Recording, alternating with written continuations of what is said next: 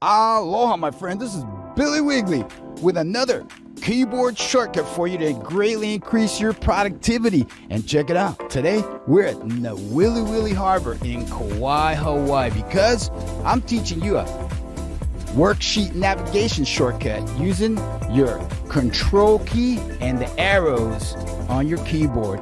So we'll press the control key, arrow to the right, navigate to your last empty cell, control arrow to the right, one more time, all the way to the end, back again, control arrow to the left. Now we're gonna go all the way down to our last empty cell, and one more time, and we end up at row 1,048,576. We're going back up, and now just follow along. The marquee is navigating in the direction of the arrow, control arrow, and that's it, my friends. Remember, get a man, get skills. Aloha.